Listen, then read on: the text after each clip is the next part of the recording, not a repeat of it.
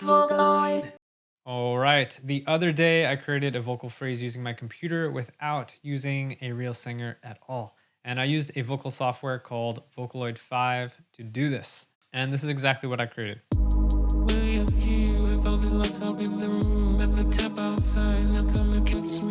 And this is a quick run through of what I did. I opened up the Vocaloid5 editor.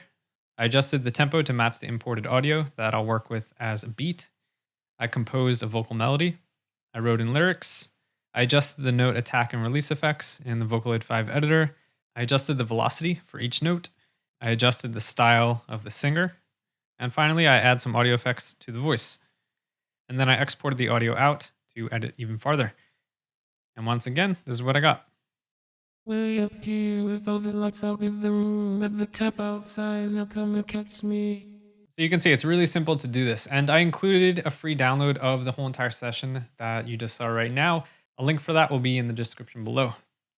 Now I'll give you a full in-depth view of everything that I did within this session. So I'll essentially be giving a commentary on everything that I've done, and hopefully you can learn exactly how to do this. And once again, you can download the project file that you see in this video and you can follow along with everything that I'm doing. So the first thing that I did was open up the Vocaloid5 editor. And I changed the tempo to 155 because this is the tempo of the audio that I'm going to drag in.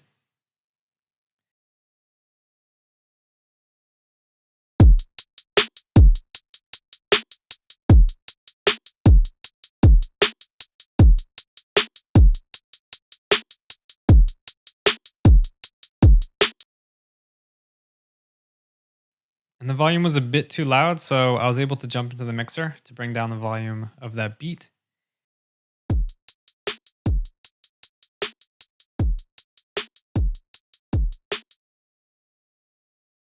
And then I jumped over to the Vocaloid5 part, and you could see when I double click on it, this MIDI editor appears. And this is very similar to any other type of MIDI editor that you would use. You could write a note, you could edit the notes, and you could play them back like any other software instrument you have. I clicked on a few notes to see which ones I wanted to work with.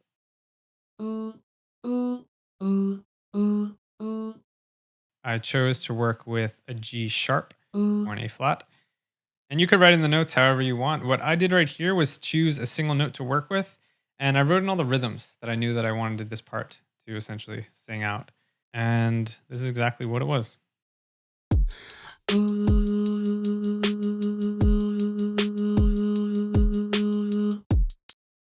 So it's essentially a bunch of eighth notes. There's some notes that extend over the eighth note. So it's going like a 16th note past it, giving this type of triplet feel sometimes. Although it's really as simple as that. And to write in the lyrics, you can simply double click on a note and write in there any lyrics you like. Although what I did was secondary click and choose insert lyrics. And then within this box, I can essentially write anything that I like. This is a little nicer if you have something really long that you want to write out and you don't want to see it split up between all these notes. You just want to see everything on the screen in front of you. This is a really simple way to do that. Hit OK, and you'll see all of the words. So like every syllable essentially gets split up between a different note automatically for you. And if there's some words with multiple syllables within the word, then that word will be split between various notes. Very simple. Way up here with all the lights out in the room. And I'll do it again. Room at the tap outside, now come and catch me.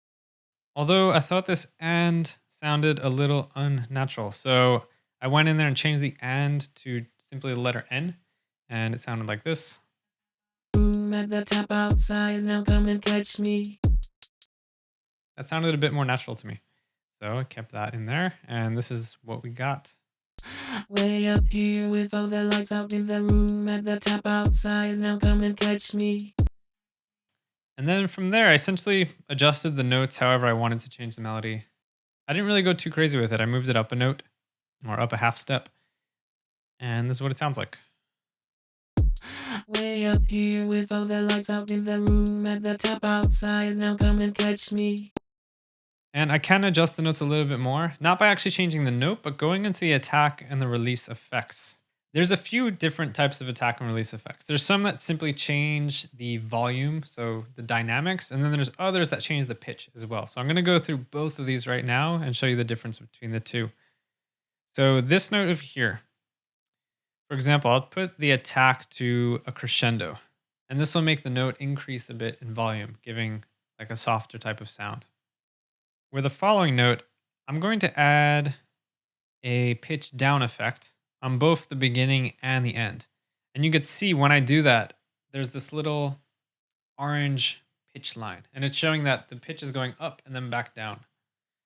Up here with And if I turn down this knob a bit, you could see the pitch kind of goes back in between the note, and it's not as drastic. So it'll sound something like this. way up here with all the lights out in the room. So now I have these two different notes. There's one that's actually jumping from one note above to the following one. And then there's another one that's kind of almost reaching that note and then pitching back down a bit to give more of a humanized feel to this vocal. And what I did was essentially go through all of this and add attack and release effects throughout the whole thing. I won't go into detail right now of all the ones that I chose. Although if you do download this session, you can jump into it and you could see exactly all the ones that I chose. From here, I simply changed the velocity amount for each of these notes. And the velocity can do a few different things. If you have notes with hard consonants, it can create a harder or softer consonant hit. If you have other sounds, such as this, Outside now. for example, side, when the velocity is down, side is very quick. Outside now, come and catch me. But when it's a higher velocity, side is kind of elongated, and then it connects the following phrase together a little smoother. Outside now, come and catch me. So I simply found a place in between that I liked and chose that. Way up here with all the lights out in the room. At the top outside now, come and catch me. All right, and then from there, I simply chose a style from the preset menu. I ended up going with one called Strength and Texture. So this is what it sounds like. Way up here with all the lights out in the room. And then I jumped into the voice coloring, and this is where you can really change the sound of the singer's voice. So for example, the character, this will bring a deeper tone if I bring it down, or bring a higher tone if I bring it up. And it's essentially something called a formant filter. It works very similar to that type of filter. So for example, if I bring this down, it'll sound like this. Way up here with all the lights out in the room. You know, it's definitely a lot deeper than it was before. Way up here with all the lights out in the room. So I'm gonna work with the deeper tones, and I ended up with something like this. Way up here with all the lights out in the room.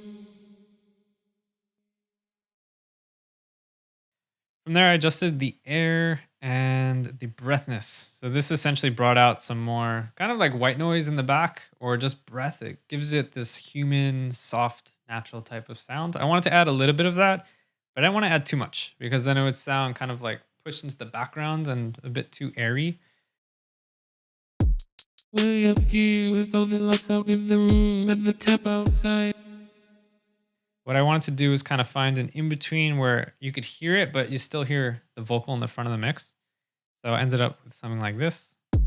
Way up here with all the lights out in the room. At the top outside. Although when I do that, it does sound a bit distorted, and that's because of the exciter. So the exciter is it's kind of like a saturator or a distortion in a way, but it's also kind of like a filter, like a high pass filter.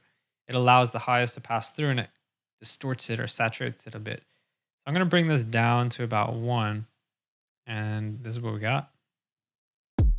Way up here with all the lights out in the room. At the top outside, now come and catch me. So it's definitely more smooth than it was before when the saturation was all the way up, or the exciter was all the way up. And the notes are bending around a little too much, so I'm going to turn on robot voice, and this is going to stick the notes to a specific note a little more. I'm going to choose the lowest setting first, and this is what it sounds like. Way up here with all the lights out in the room at the tap outside. Now come and catch me. And just to give you an example of what it sounds like with a harder effect, this is with the second mode. Way up here with all the lights out in the room at the tap outside. You can hear it's glitching a little bit because it's just too much. It works really well for other types of sounds, but this one, it'll work better if it's a bit more smoother, but I do want it to stick to the center of the note a bit more. So I'm going to choose the third robot voice setting. That should be good for this. From there, I simply adjusted some audio effects. So I cut out some low end and I added some high end. Way up here with all the lights out in the room at the tap outside. Now come and catch me. From there, I compressed it a little bit more. I brought down the threshold a bit. Way up here with all the lights out in the room at the tap outside. Now come and catch me. I kept the reverb exactly how it was, although I did add a delay to this. And I brought down the dry wet a bit. Way up here with all the lights out in the room at the tap outside. Now come and catch me. Way up here with all the lights out in the room at the tap outside. Now come and catch me. And that's really all I did for this sound. It's really that simple. So once again, you can download the project file that you see right now in this video. You can see every little thing that I did for you to learn even farther. You could use it for your own music. Feel free to do whatever you want with this project. And to show you the final thing I did, I simply exported the audio mix down. And instead of exporting both of these tracks, I chose multi-track and I'm only going to export the Vocaloid track. So I simply clicked on Vocaloid and click OK.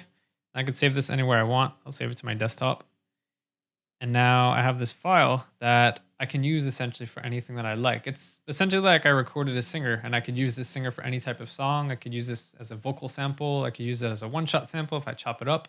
I can do absolutely anything that I want with this sample. And that's amazing. This was created with a computer. It was not created with a real singer. And now I have a vocalist. I have a vocal on my computer that I can use for my own music. That's insane. Way up here with all the lights out in the room at the tap outside. Now come and catch me.